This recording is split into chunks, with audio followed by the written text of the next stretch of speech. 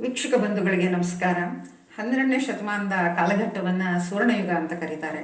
ಯಾಕೆ ಅಂತಂದರೆ ಅಲ್ಲಿ ಬಂದ ಶರಣತ್ರಯರಾದ ಭಕ್ತಿ ಭಂಡಾರಿ ಬಸವಣ್ಣನವರು, ಭಕ್ತಿ ಜ್ಞಾನಗ ವೈರಾಗ್ಯಗಳ ಉತ್ತುಂಗವಾದ ಅಲಮಪ್ರಭು ಮತ್ತು ವೀರ ವಿರಾಗಿಣಿ ಅಕ್ಕಮಹಾದೇವಿ ಮತ್ತು ಅವರ ಜೊತೆಗಿಂತ 300 ಶರಣರು ಎಲ್ಲರೂ ಸೇರಿ ಆ ಕಾಲಘಟ್ಟವನ್ನು ಬಹಳ ಸುಸಂಪನ್ನ ಹಾಗೂ ಸಮೃದ್ಧವನ್ನಾಗಿ ಮಾಡಿದರು. ಅಲ್ಲಿ ಬಂದ ಒಂದು ತತ್ವ ಸಿದ್ಧಾಂತಗಳು, ಆದರ್ಶ ಮೌಲ್ಯಗಳು ಎಂದೆಂದಿಗೂ ಅಂದಿಗೆ 12ನೇ ಶತಮಾನಕ್ಕಲ್ಲ ಇಂದಿಗೂ ಅದು ಪ್ರಸ್ತುತವಾಗಿ ಸುಸಂಬದ್ಧವಾಗಿ ಸಮಾಜವನ್ನ, ವ್ಯಕ್ತಿಯನ್ನ ಪರಿವರ್ತನೆಗೊಳಿಸೋದ್ರಲ್ಲಿ ಹಾಗೂ ಅವನ್ನ ತಿದ್ದುವುದರಲ್ಲಿ ಅವು ಬಹಳಷ್ಟು ಕೆಲಸವನ್ನು ನಿರ್ವಹಿಸಿವೆ ಅಂತ ಹೇಳ್ಬೋದು. ಹಾಗಾಗಿ ಈ ಒಂದು ಕಾಲಘಟ್ಟದ ಒಂದು ಸಾಹಿತ್ಯ ಬಹಳ ಸಂಪನ್ನವಾದ ಸಾಹಿತ್ಯ. ಹಾಗಾಗಿ ಇದನ್ನ ಸುವರ್ಣಯುಗ ಅಂತ ಕರೀತಾರೆ. ಅದರಲ್ಲೂ ವಿಶೇಷವಾಗಿ ಅಕ್ಕಮಹಾದೇವಿ ವೀರ ವಿರಾಗಿಣಿ ವೈರಾಗ್ಯನಿಧಿ ಅಕ್ಕಮಹಾದೇವಿ ಸಣ್ಣದರಲ್ಲೇ ಭಗವಂತ ಚನ್ನಮಲ್ಲಿಕಾರ್ಜುನನ ಒಲಿದು ಅವನೇ ತನ್ನ ಪತಿಯೆಂದು ಆರಾಧಿಸಿದವಳು. ಆದರೆ ಅವಳು ವೈಕೈಶಿಕನ ವ್ಯಾಮೋಹದಿಂದ ಅರಮನೆ ಸೇರಿ ಬಹಳ ಸ್ವಲ್ಪದರಲ್ಲೇ ಅರಮನೆಯಿಂದ ಹೊರಬಿದ್ದು, ಅದು ಅರಮನೆ ಸೆರಮನೆ ಆದ್ದರಿಂದ ಅರಮನೆಯಿಂದ ಹೊರಬಿದ್ದು ಅವಳು ಚನ್ನಮಲ್ಲಿಕಾರ್ಜುನನ ಅರಸಿ ಹೊರಡ್ತಾಳೆ. ಹಾಗೆ ಬಂದು ಅನುಭವ ಮಂಟಪದಲ್ಲಿ ಬಂದು ಅಲಮಪ್ರಭುವಿನ ಅನೇಕ ಪರೀಕ್ಷೆಗಳಲ್ಲಿ ಅವಳು ಉತ್ತೀರ್ಣಳಾಗಿ ಅಲ್ಲಿ ಅಕ್ಕಮಹಾದೇವಿ ಅಂತ ಹೆಸರು ತೆಗೆದುಕೊಂಡು ಅವಳು ಶ್ರೀಶೈಲದ ಕದಡಿಯಲ್ಲಿ ಹೋಗಿ ಅಲ್ಲಿ ಬಯಲಾಗ್ತಾಳೆ. ಅಕ್ಕಮಹಾದೇವಿದು ಒಂದು ವಿಶಿಷ್ಟವಾದ ವ್ಯಕ್ತಿತ್ವ, ಹಲವು ಪ್ರಥಮಗಳಿಗೆ ಕಾರಣ ಅವಳು. ಯಾಕೆ ಅಂತಂದ್ರೆ ಅವಳು ಒಂದು ಸ್ತ್ರೀ ಚೌಕಟ್ಟಿನಿಂದ ಹೊರಬಂದು ಸ್ತ್ರೀ ಏನೇನಾದರೂ ಸಾಧಿಸಬಹುದು, ಮಾಡಬಹುದು ಅಂತಂದ್ರೆ ಅದೆಲ್ಲದಕ್ಕೂ ಅವಳು ಉತ್ತರವಾಗಿ ನಿಲ್ತಾಳೆ ನಮ್ಮ ಮುಂದೆ. ಅವಳು ಕೇವಲ ತುಂಬಾ ಸಣ್ಣ ವಯಸ್ಸು, ಕೇವಲ 20 ವರ್ಷನೇ ಬದುಕಿ ಇವಳೇನು ಹೆಣ್ಣು ಜಗದ ಕಣ್ಣು ಅಂತ ಬಾಳಿ ಅವಳು ಸ್ತ್ರೀ ಏನ್ ಮಾಡಬಲ್ಲಳು, ತನ್ನ ಅಸ್ತಿತ್ವದ ಮಹತ್ವವನ್ನು ಹೇಗೆ ರೂಪಿಸಿಕೊಳ್ಳಬಲ್ಲಳು, ಅದರಲ್ಲೂ ಭಕ್ತಿ ಕ್ಷೇತ್ರದಲ್ಲಿ ಮುಂದುವರೆದು ತನ್ನ ದಿಗಂತವನ್ನು ಮುಟ್ಟಬಲ್ಲಳು ಎಂಬುದನ್ನು ಅವಳು ಸಾಧಿಸಿ ತೋರಿಸಿದಾಳೆ ಅಂತ ಹೇಳ್ಬೋದು. ಅದು ಅಲ್ಲದೆ ಅಕ್ಕಮಹಾದೇವಿಯ ವೈಶಿಷ್ಟ್ಯ ಅವಳ ಭಾವ ಮಾಧುರ್ಯ ಹಾಗೂ ಅವಳ ಸಾಹಿತ್ಯದ ಸೌಂದರ್ಯ, ಕಾವ್ಯ ಮಾಧುರ್ಯ ಬಹಳಷ್ಟು ಅನುಭಾವಿ ಕವಿಯಿತ್ರೆ. ಅದರಿಂದ ಬಹಳಷ್ಟು ಜನಮನರ ಮಾನಸವನ್ನು ಮುಟ್ಟುತ್ತೆ ಹಾಗೂ ಅದು ಬಹಳ ಸುಂದರವಾಗಿ ನಮಗೆ ತೋರುತ್ತೆ ಅಂತಲೇ ಹೇಳ್ಬೋದು.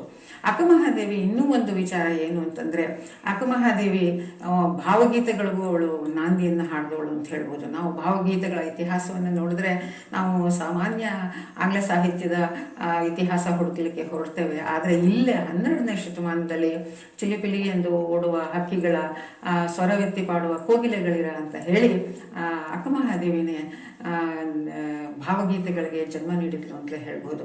ಅದು ಅಲ್ಲದೆ ಅವಳು ಪ್ರಪ್ರಥಮ ಅನುಭಾವಿ ಕವಿಯಿತ್ರಿ ಕನ್ನಡದ. ಹಾಗಾಗಿ ಅಕ್ಕಮಹಾದೇವಿಯ ಒಂದು ವ್ಯಕ್ತಿತ್ವ, ಕೃತಿತ್ವ ಎರಡು ಯಾರನ್ನೇ ಆಗಲಿ ಮನಮುಟ್ಟುವಂತಹ ಹಾಗೂ ಉದಾಹರಣೆಯಾಗಿ ಮಾದರಿಯಾಗಿ ನಿಲ್ಲುವಲ್ಲವೋ ನಮ್ಮ ಒಂದು ಸ್ತ್ರೀ ಕುಲಕ್ಕೆ ಅಂತ ಹೇಳ್ಬಹುದು. ಅವಳು ಒಂತರಹದ ಧೈರ್ಯ, ಸ್ಥೈರ್ಯದ, ಸಾಹಸದ, ವೈಚಾರಿಕತೆಯ ತನ್ನನ್ನೇ ತಾನು ಸಂಭಾಳಿಸಿಕೊಂಡು ಮುಂದೆ ನಡೆಯಬಲ್ಲ ಒಬ್ಬ ಹೆಣ್ಣು ಮಗಳಾಗಿ ಇಂದಿಗೂ ಅವಳು ಆದರ್ಶವಾಗಿ ಮಾದರಿಯಾಗಿ ಇಂದಿನ ಸ್ತ್ರೀ ಕುಲಕ್ಕೂ ನಿಲ್ತಾಳೆ ಅನ್ನೋದು ಬಹಳ ಅಭಿಮಾನದ ಸಂಗತಿ ಅಂತ ಹೇಳ್ಬಹುದು. ನಮ್ಮ ಸಂಸ್ಕೃತಿಯಲ್ಲಿ ಗುರುವಿಗೆ ವಿಶೇಷವಾದ ಒಂದು ಸ್ಥಾನಮಾನವಿದೆ ಹಾಗೂ ಅವ್ರಿಗೆ ಒಂದು ನೆಲೆಬೆಲೆಗಳಿವೆ, ಗರಿಮೆ ಹಿರಿಮೆಗಳಿವೆ. ಆ ಒಂದು ಗರಿಮೆ ಹಿರಿಮೆ ಅದರಲ್ಲೂ ಅಕ್ಕಮಹಾದೇವಿಗೆ ಗುರುವಿನಿಂದಲೇ ಅವಳಿಗೆ ಭಕ್ತಿ ಮತ್ತು ವೈರಾಗ್ಯದ ಒಂದು ಆಸೆ ಅರಳಿದ್ದು ಹಾಗೂ ಅದರಲ್ಲಿ ಅವಳು ಪರಿಪೂರ್ಣತೆಯನ್ನು ಪಡೆದಿದ್ದು. ಆದ್ದರಿಂದ ಅವಳು ಗುರುವಿಗೆ ಬಹಳ ಶ್ರದ್ಧಾಪೂರ್ವಕವಾಗಿ ಅವಳದೇ ಒಂದು ನುಡಿ ನಮನವನ್ನು ಅವಳು ಹೇಳಿದಾಳೆ ಅಂತ ಹೇಳಲಿಕ್ಕೆ ಸಂತೋಷವಾಗ್ತದೆ. ಅವಳಿಗೆ ಬಹಳ ಭಕ್ತಿಯಿಂದ ಗುರುವಿನಿಂದಲೇ ನಾನು ಇಷ್ಟರ ಮಟ್ಟಿಗೆ ಭಕ್ತಿ ಕ್ಷೇತ್ರದಲ್ಲಿ ಮುಂದುವರಿಯಲಿಕ್ಕೆ ಆದದ್ದು ಅನ್ನೋದನ್ನ ಅವಳು ಒಂದು ವಚನದಲ್ಲಿ ಬಹಳ ಮನೋಜ್ಞವಾಗಿ ವರ್ಣಿಸಿದ್ದಾಳೆ. ನರಜನ್ಮವ ತೊಡೆದು ಹರಜನ್ಮವ ತೋರಿದ ಶ್ರೀ ಗುರುವೇ ನಮೋ, ಭವಬಂಧನವ ಬಿಡಿಸಿ ಪರಮ ಸುಖವ ತೋರಿದ ಶ್ರೀ ಗುರುವೇ ನಮೋ, ಭವಿ ಎಂಬುದನ್ನು ಅಳಿಸಿ ಭಕ್ತೆ ಎಂದೆನಿಸಿದ ಶ್ರೀ ಗುರುವೇ ನಮೋ, ಚನ್ನಮಲ್ಲಿಕಾರ್ಜುನನ ತಂದು ಎನ್ನ ಕೈವಶಕ್ಕಿತ್ತ ಶ್ರೀ ಗುರುವೇ ನಮೋ ಅಂತ ಹೇಳ್ತಾಳೆ. ಅಂದ್ರೆ ನರಜನ್ಮ, ಜನ್ಮ ಮೃತ್ಯುಗಳ ಒಂದು ಚಕ್ರದಲ್ಲಿ ಸಿಲುಕಿ ಬರೀ ಲೌಕಿಕದಲ್ಲೇ ಇದ್ದ ನನ್ನನ್ನು ಭವಬಂಧನವ ಬಿಡಿಸಿ ಪರಮ ಸುಖವ ತೋರಿದ ಶ್ರೀ ಗುರುವೇ ನಮೋ, ಭವಿ ಎಂಬುದನ್ನು ಅಳಿಸಿ ಅಂದ್ರೆ ಈ ಲೌಕಿಕ ಸಂಸಾರದಲ್ಲೇ ಇದ್ದದ್ದನ್ನು ನನ್ನನ್ನ ಇಲ್ಲಿಂದ ಎತ್ತಿ ಭಕ್ತೆ ಎಂದೆನಿಸಿದ ಗುರುವೇ ನಮೋ, ಈ ಭವಬಂಧನವ ಬಿಡಿಸಿ ಪರಮ ಸುಖವ ತೋರಿದ ಶ್ರೀ ಗುರುವೇ ನಮೋ. ಇದೆಲ್ಲದಕ್ಕೂ ಹೆಚ್ಚಾಗಿ ಚನ್ನಮಲ್ಲಿಕಾರ್ಜುನನ ತಂದು ನನ್ನ ಕೈಗಿತ್ತು, ನನ್ನ ವಶಕ್ಕಿತ್ತು, ನನ್ನನ್ನು ಭಕ್ತೆಯನ್ನಾಗಿ ಮಾಡಿದ, ಈ ಇಹಲೋಕದ ಬಂಧನವನ್ನು ಬಿಡಿಸಿದ ಶ್ರೀ ಗುರುವೇ ನಮೋ ಅಂತ ಅವಳು ಬಹಳ ಸುಂದರವಾಗಿ ನುಡಿ ನಮನವನ್ನು ತನ್ನ ಗುರುವಿಗೆ ಅರ್ಪಿಸಿದ್ದಾಳೆ ಅಂತಲೇ ಹೇಳಬೇಕು. ಅದು ಅಲ್ಲದೆ ನಮ್ಮ ಒಂದು ಸಂಸ್ಕೃತಿಯಲ್ಲಿ ಗುರುವಿಗೆ ಬಹಳ ಉನ್ನತವಾದ, ಬಹಳ ಸರ್ವೋತ್ಕೃಷ್ಟವಾದ ಸ್ಥಾನಮಾನವಿದೆ. ಯಾಕೆ ಅಂತಂದರೆ ಗುರುವಿನಿಂದಲೇ ಎಲ್ಲವೂ.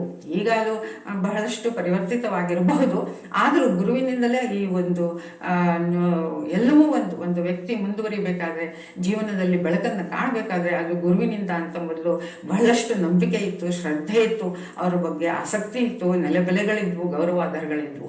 ಅದೇ ಮಾತನ್ನು ಹೇಳ್ತಾ ಕಬೀರು ಇದಕ್ಕೆ ಪೂರಕವಾಗಿ ತಮ್ಮ ಒಂದು ದ್ವಿಪದಿಯಲ್ಲಿ ಬಹಳ ಚೆನ್ನಾಗಿ ವರ್ಣಿಸಿದ್ದಾರೆ.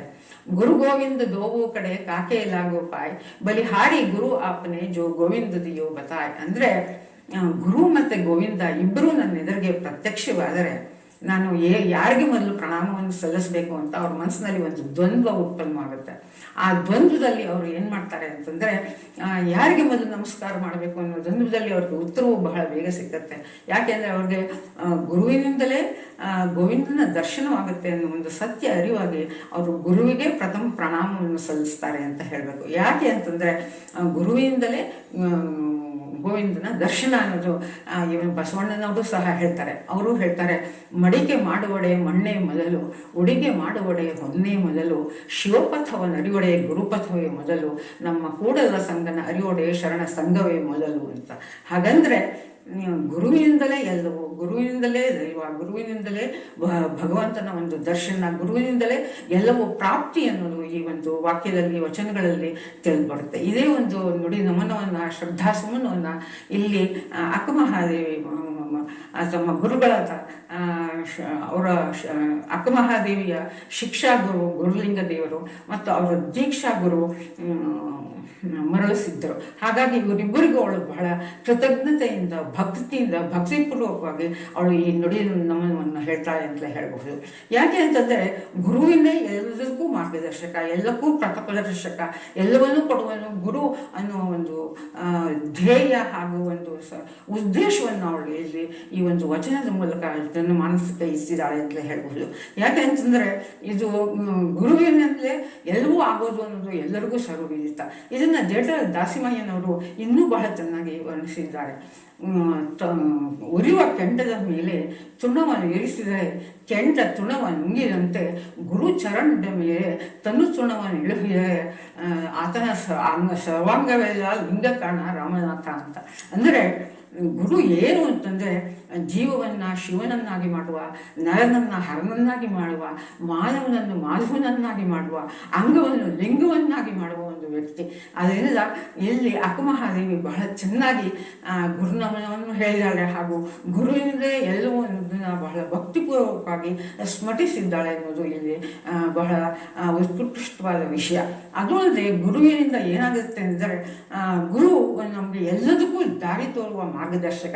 ಈಗಿನ ಕಾಲದಲ್ಲಿ ಆ ಗುರುವಿಗೆ ಆ ಒಂದು ಸ್ಥಾನಮಾನ ಎಲ್ಲವೂ ಇದಾಗಿದೆ.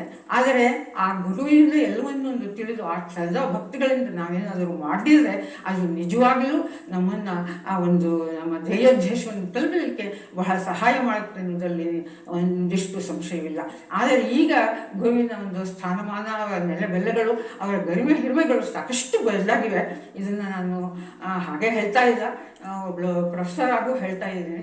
ಆದರೂ ಗುರುವಿಗೆ ಇದ್ದ ಒಂದು ಶ್ರದ್ಧೆ, ಬೆಲೆ, ಆ ಒಂದು ಗೌರವ ಆದ್ರೆ ಈಗಿನ ಕಾಲದಲ್ಲಿ ಇಲ್ಲ ಅಂತ ಹೇಳೋದಕ್ಕೆ ಬಹಳ ದುರಂತ ಅನಿಸುತ್ತೆ. ಆದರೂ ಗುರುವಿನ ಒಂದು ಸ್ಥಾನಮಾನವನ್ನು, ಅವರ ಒಂದು ಬೆಲೆಯನ್ನು, ಗೌರವಾದಗಳನ್ನು, ಗರಿಮೆ ಹೆರೆಗಳನ್ನು ಯಾರೂ ಕಿತ್ಕೊಳ್ಳೋಕ್ಕೆ ಸಾಧ್ಯವಿಲ್ಲ. ಆ ಗುರುವಿಗೆ ನಾವು ಶರಣು ಹೋದರೆ ನಿಜವಾಗಲೂ ನಮ್ಮ ಜೀವನ, ನಮ್ಮ ಒಂದು ಜೀವನದ ಧ್ಯೇಯೋದ್ದೇಶಗಳು ಎಲ್ಲವೂ ಫಲಿಸುತ್ತವೆ. ಅದರಲ್ಲೂ ಅಕ್ಕಮಹಾದೇವಿ ಗುರುವಿನ ಬಗ್ಗೆ ಬಹಳಷ್ಟು ಶ್ರದ್ಧೆ ಮತ್ತು ಗೌರವಗಳನ್ನು ಇಟ್ಟುಕೊಂಡು ಈ ವಚನವನ್ನು ಹಾಡಿದ್ದಾಳೆ. ನಮಸ್ಕಾರ.